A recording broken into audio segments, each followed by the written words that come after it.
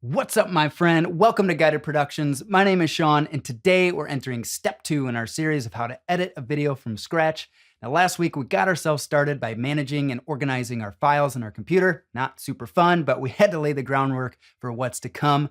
We did launch Premiere Pro last week, but today I want to take you on a deeper dive, a bit more of a journey behind the scenes so you can understand the workspaces, the menu options. I'll show you how to find effects that will manipulate your video footage. I'll even walk you through what to do when it comes time to export that video. And of course, we'll talk through some keyboard shortcuts as well. But my goal here is to help make you super comfy with the software so that by the time we get to the editing side of things, you are gonna edit like a pro. Now, I don't wanna waste any extra time here. You can see I've got Premiere Pro already loaded on the screen behind me, so I'm excited to dive on in. Why don't we jump to the computer and check it out? Now, once you launch Premiere Pro and open your project, you're gonna be brought to a workspace. Mine defaults to the editing workspace. If yours looks a little different, don't worry about it. But since this is what I will be starting with, I will suggest if you're following along at home, just click this box here where it says workspaces up at the top right. You see there are a number of workspaces to choose from. To be quite honest with you, I really only use the top 4, at least on my screen. I think you can customize this a little bit, so don't be alarmed if yours are out of order. You'll see I even made a custom workspace for myself named Sean. Years ago, I honestly don't even know what it looks like, and I forgot about it. So I don't use that one at all. I use editing, audio, color, captions, and graphics the most. And for right now, we're starting with the editing workspace. So go ahead and jump there now if you are following along. And I'll point out a couple of things that we see right off the bat. The first thing is this large black screen here. This is called the program monitor. This is where you'll be doing the bulk of your editing. This is what you'll be looking at when you do your color correction, when you cut things up and you're adding overlays or adding adjustment layers, any effects that you'll be adding to your footage, you will be reviewing that right here in the program monitor. You'll see here at the left, you've got this drop down that says fit. It says select zoom level. That's all it is. It's just a zoom level. You'll see if I drop it to 10%, it makes that box much smaller. It's not changing the resolution or the frame size of your video. It's just changing the viewing window of your video as you're editing to make things easier. Sometimes it makes sense to zoom out a little bit. Other times you need to zoom in. Quick tip, you can actually scroll right on your mouse and do the same thing. You'll see that number changes down here, but you can always go right back to fit, and Premiere is gonna bring it to the perfect size right inside the program monitor. If you look down at the bottom right, you'll see this drop down that says full. This is the select playback resolution drop down. If you click this, you'll see different fractions here. Yes, we're talking about fractions. All this is just the playback resolution. Okay, so sometimes I'm editing some log footage that has all kinds of data. It's super heavy and my computer really struggles to play it back, especially when you start layering in effects and different things, transitions, animations, you name it. And oftentimes I will actually drop it down to the lowest quality. But the reason I do that is because it frees up some bandwidth, some processing power for my computer to not have to try to display it as clearly as possible. It doesn't affect the export. So even if you leave it here at a terrible resolution and go to export that video, it's still going to export at the highest quality. You'll actually set that later. Sometimes it does make sense to drop the resolution there. I'm going to put it back to full for the purposes of today. Now over here on the left, I have my source monitor. So if I switch to this tab, you'll actually see a clip that I previously clicked on, and that's what's showing up here. Don't be alarmed by this white ball. It's a backlight I use for my video. If I jump down to this project panel at the bottom left, you'll see I've got my audio folder with a couple of files. I've got my footage with a couple of files. And of course I have my bin containing sequences, which I will discuss. It'll make more sense as we get to the editing phase. But for the purposes of today, I'm just going to grab a clip, and what you're seeing here is actually this clip loaded as a preview in the source monitor, and that's all that monitor does. No editing will be done here. If you do color correction, if you manipulate the footage at all with any effects, none of that is going to be shown in the source monitor. That will only be displayed in the program monitor.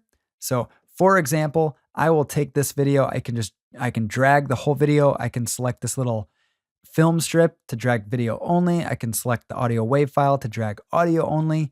But if I click the image itself and pull it onto the timeline, you see I have a video track on top and I have an audio track on the bottom. Now I have what appears to be the exact same image on both my source monitor and program monitor. Hint, they are exactly the same. But as you'll see, when I go on, if I start to manipulate the footage in the program monitor, they will start to look a little bit different from each other. Let me find a different spot on here to look at. That looks a little better than just a blank screen. Okay.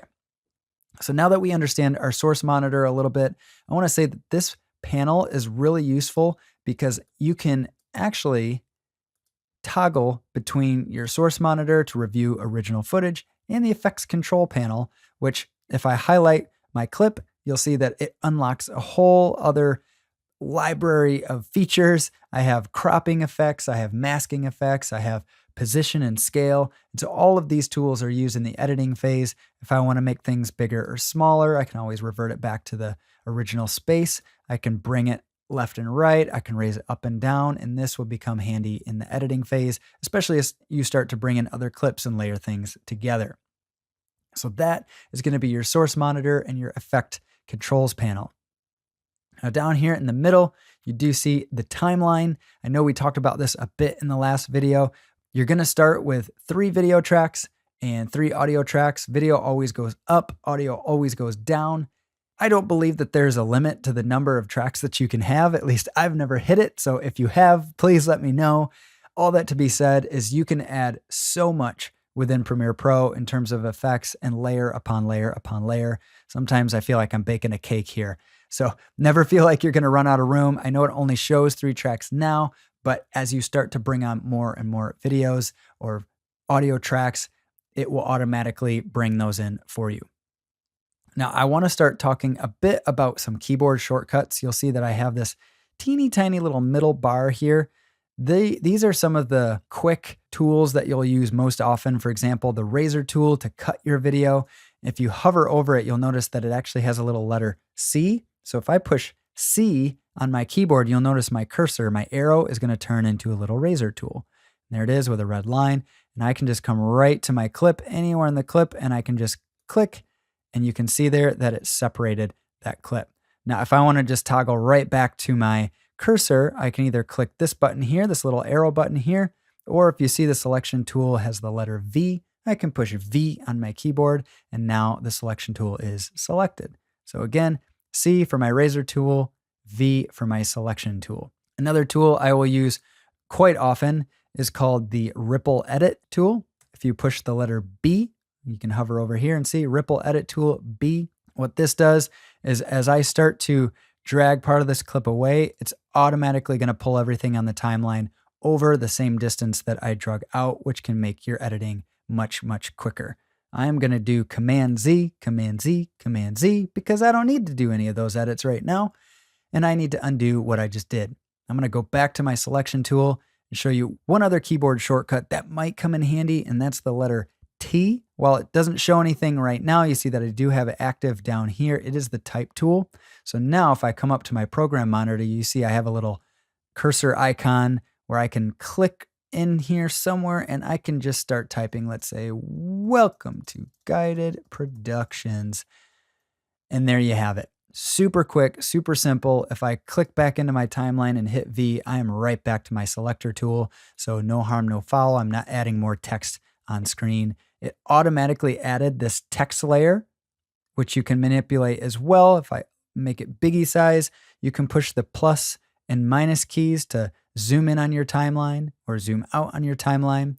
And one other handy feature is the vertical line. I actually don't know what this line is called. I think it's the backslash key / the vertical line key. I don't know. If you know the name of it, let me know. If you hit that, it will zoom your timeline all the way out so that you can see all of the footage and all of the audio. If I hit it again, it'll zoom in to where I was before. So oftentimes I will toggle that back and forth if I need to jump to an end part of my video, that sort of thing, or jump right back to where I was. No problem. Now, if you want to understand more about the keyboard shortcuts, I only showed you just a couple of them here on the left. You can always click the Premiere Pro at the top and go down to, you guessed it, keyboard shortcuts, and it's going to unlock this keyboard, which will show you every single keyboard shortcut that's defaulted to or built in to Premiere Pro. You can also customize these as well and make them to fit your style. Personally, I have not messed with them because I've just been so used to using them as is, but I'm sure there are much better ways to set that up, and you are more than welcome to do so. Let's get rid of that text because I don't need that. So now we have our timeline. We've talked about our project panel. We've talked about our program monitor, our source monitor that also houses the effects control panel. Since we're talking about effects, I want to come back down to this project panel on the bottom left, and you'll see I have project. These are all my files. If I close them up, looks nice and tidy. There's another tab called effects. And in here, you have every single effect that is built into Premiere Pro as of today. You can see right in the folders, I've got Lumetri presets. These are going to be the color presets that you have within Premiere Pro. You've got audio effects and transitions, video effects and transitions. You can certainly drill down through these folders to see just what you have at your fingertips. But over time, you're going to start to get so quick and so fast that you'll know exactly what effect that you need. For example, let's just say I want a Gaussian blur. I can just start typing in the word Gaussian into the search bar. I don't even have to write the whole thing. There's the effect that I want. I can just click and drag that right to the clip that I want to affect. And now you see it's added the Gaussian blur feature to my effects controls panel up in the top. Here I can select blurriness, and this would be ridiculous because I would never need to blur out my entire video, but just to give you a ridiculous example of what's going on here, I can even toggle with the FX button here. I can toggle my effects on and off, so I can always go back to the previous state to see what was going on there. Now, I don't need this. I will clear it out and get rid of that. That's just about everything within the editing workspace. But before I move on, I do want to show you a couple other menu options that are going to be key for you. The first being in settings. Every now and again, I do need to adjust my audio hardware. And the reason being is I am actually not using the default input or output of my iMac, of my computer. I have a Focusrite Scarlett 2i2 USB digital interface that has a built-in 48 volt preamp that powers my large diaphragm condenser mic that I'm speaking into right now, my studio mic. It also feeds my studio monitors. I have KRK Rocket 5 studio monitors that I listen to when I'm playing back my videos or playing back music for music production or audio work. I do have that being powered through my Scarlett 2i2 USB interface. So you'll see that here. Every now and again, my computer will get wonky and switch to its built-in microphone. I don't want that. Nobody wants that. So I have it set to Scarlett 2i2 USB that you see here. So if you ever have trouble with that or things aren't sounding right or there's no audio coming out, just come into the preferences, go into your settings and check audio hardware and make sure everything is linked as you plan for it to be. We'll click OK. We're good to go there. Now, one other thing I will show you is under this sequence tab at the top. If you go down to sequence settings, it's the very first thing you see at the top, and open that up. Here is where you can actually adjust the frame size manually. Now, I spoke about this a bit in our last video. When you pull in a clip onto your timeline for the very first time, Premiere Pro is reading all of the settings of your camera. So if you shot in 1080 on your camera, Premiere Pro is going to set the frame size to 1080p inside your project.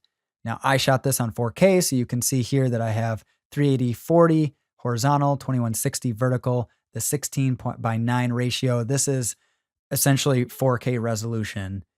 It's reading that from my camera. I did not enter this manually. It did that automatically when I dropped the clip on the timeline. But for whatever reason, if you do need to come in and change things manually, this is where you would do it. You would just adjust the numbers here, click OK. Premiere is probably going to yell at you and say, "Are you sure you want to do that?" You would just acknowledge you do and go on your merry way. I've got everything set here. That is a high-level overview of the editing workspace. Again, I wanted to keep this basic and simple. Premiere is a powerful tool and you can get lost very quickly, but I just wanted to show you what you really need to get up and running so that you're encouraged to keep moving through the process. So now that we've spoken about editing, let's move right down the list to the next workspace, which I use as audio. Can you manipulate or affect audio within the editing workspace? Yes, absolutely. But what's nice about the audio workspace is that it has some built-in features, built-in tools specific to audio production or audio engineering, audio editing. That way, everything is right here at your fingertips. Now, again, when you flip to different workspaces, it does nothing to your video. It's just unlocking some of those additional features that are specific to that part of the editing process. Now, you'll notice here on the right, I have this essential sound panel. This comes in really handy when you are trying to duck audio or create some automation within the signal, the audio signal, you'll notice that it has already detected my audio as dialogue. Premiere Pro is pretty smart. I didn't tell it that. It recognized that this was speech. Now, if I dropped a song or a music track in here, it would recognize that as music. And that is how it would distinguish between which parts I need to bring up louder or quieter if you wanted to use that auto ducking feature, which quite honestly, I don't use too often. I have in the past, but I really try to keep my audio levels consistent across the board. What I use most often in the editing workspace is this audio track mixer that you'll see that popped up over here on the side.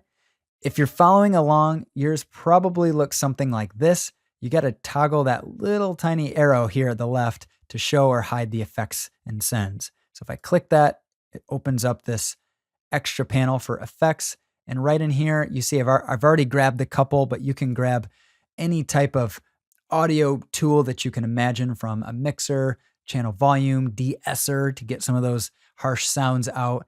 I have a single band compressor on here. I also grabbed a parametric equalizer, but there are features like delay and echo and modulation and noise reduction, reverb. The list goes on and on. You really can do a lot of cool things with audio right inside Premiere Pro without even having to bounce anything to, say, Adobe Audition or use like Pro Tools, a different software. You can do it right here inside of Premiere Pro. For my videos, I usually keep it pretty simple. I use a compressor to just kind of balance the signal across the board. If I'm quiet or louder, I try to get everything in one level. And then the parametric equalizer, if you want to change anything, all you got to do is just jump right. You double click it and it opens right up. You can use the templates here that are built in. They've got acoustic guitar, you've got full reset. This is just a flat line, as you can see. One I use most often is the vocal enhancer. That's what it was showing when I first came on here. And it scoops out the low ends, raises the high ends to bring in the brightness of the voice. But we don't need to worry so much about what's going on in the audio side of things. We're not really audio engineers, but to some degree, this will be helpful for you. So feel free to play around. Again, you can grab any of these effects here. You can also grab them from the effects panel that we showed you from the project panel in the editing workspace, but this just makes it really convenient, really handy to edit audio and get everything in a good place. Once audio is set, I'll then jump to the color workspace. Here's where you really can get lost. Again, everything looks similar for the most part, but over here you have this Lumetri color panel. This is where you're going to do a lot of your adjustments to your clips. If you need to do color correction, color matching, if you're trying to create a cinematic look of some kind, this is where you'll start to mess with a lot of that. Now, most of my videos are kind of filmed in the same place, same lighting. I like the color that comes out of my Canon EOS R8 camera. So more often than not, there's not a whole lot that I need to be doing on the color side, unless I'm trying to go for a little bit of an extra look or something, a feel and emotion. But you'll see here, I've got some different sliders. If I want to adjust the color temperature, I can make it cooler or warmer. You name it. I can adjust the tint as well on the green side, or the pink over here. You see, I can adjust that. Of course, saturation. Every now and again, if I'm trying to remind myself, what does this slider actually do? I'll just max it out and say, okay, now I understand what saturation is doing. It's bringing in all the vibrancy of all the colors. So I want to back that off a little bit here. Or maybe I want to go more of the grayscale. You can do that as well. If you ever move something out of whack and you want to get it back to the middle, you just double click that dot and it'll bring it right back to the centered spot. Same thing with the light. You can adjust exposure, contrast, highlights, shadows, whites, blacks, however you want to create that contrast or that look in your video. You can do that here with the lighting. Moving on to creative, here's where you could drop in a LUT or a lookup table if you want to just go the easy route, and instead of trying to mess with the lighting and the color yourself, you can just pick any one of these presets with Adobe that comes right built in just to change the look. So maybe you like this, or maybe you want blue steel, so that you can see how that is changing the look of my video. If you don't want the full amount, you can back it off and have it just be a subtle amount, or you can really crank it up. That really starts to look distorted and not natural at all. So you can put it somewhere in the 50% range, and you see that actually looks pretty good.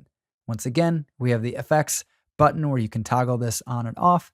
That's the original, and that is with the blue steel LUT that you see applied here at the top. I don't actually want that, but just to give you an idea of what's going on there. You can move to curves if you are going for that cinematic look and you really want to create this moody, elegant, light situation, mess with the colors and do all that fun stuff. You'll do a lot of that here. I'm not going to mess with that a whole lot. I just wanted to show you that that is an option for your video. Color wheels, this can be really helpful when you're trying to manipulate certain tones. You can adjust the color in just the shadows, just the mid-tones, just the highlights, really helps separate things out. And then of course, HSL secondary. To be honest, I don't even know what HSL stands for, but what I like about this is you can isolate certain things within your video and change the color cast without messing up a whole lot of other things. The last thing I will point out is your vignette, which is nothing more than a vignette. If you've ever used one before, you can drag it to the left. We'll bring in kind of the black shadows on the corners. If you bring it to the right, you'll start to get the white, the brighter side, the highlights of your vignette. I will usually bring mine down to about -1. I find that that creates good separation and really draws the eyes into the center where my subject is. But you can adjust the midpoint if you want more or less of that in your video. You can adjust the roundness as well. And then of course the feather, if you want that to be harsh or more feathered out so it's less noticeable, you can adjust that here. That is just about everything that is needed to know in the Lumetri color panel.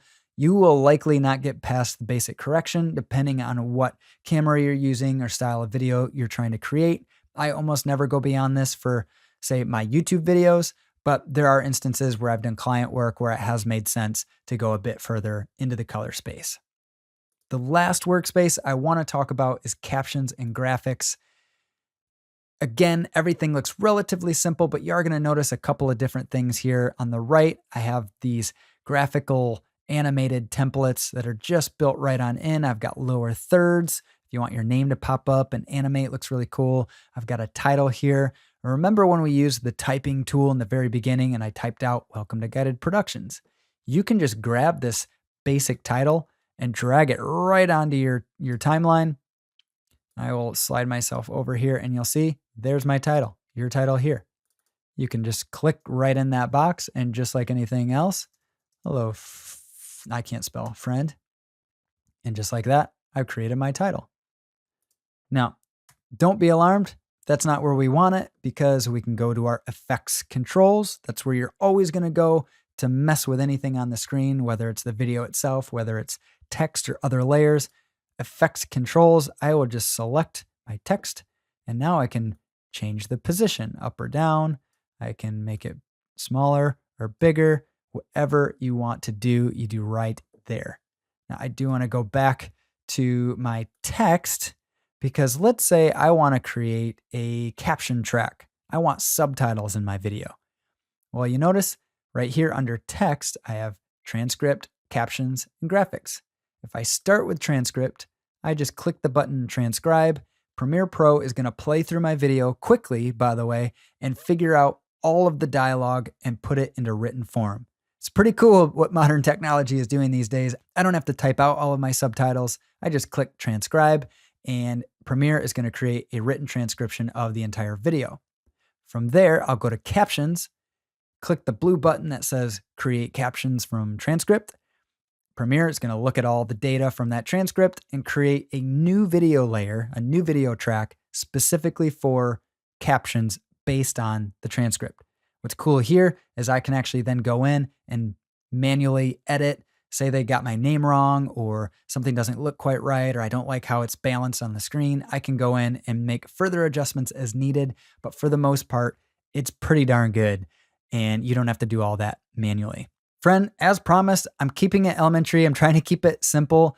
Those are the workspaces I use. There's no harm, no foul if you want to try creating a custom workspace. If you want to play around with some of the other ones, there are some really helpful tools built into Premiere Pro. But for the purposes of our basic video as we get up and running, these are the tools that I'm using most often. The last component that I will walk you through is how to export your video. Once we finally get to this point where we're happy with our edit and it's time to get it out to the world, out of Premiere so that we can upload it to YouTube or any social media platform, anything of that nature, you'll want to go to File, Export, Media, or you can hit Command M for media. Those are the long ways to get there. What I often do is if you look just under File, you've got Import, Edit, and Export. All you got to do, my friend, is click Export, and it's going to take you to the export window. Here, you can name the file, you can choose the location it's going to export to, which, if you're following along from last week, it's going to export to your exports folder. Hint, hint, that's why we set it up. You can choose a preset, you can choose the quality of the video that you're going to produce.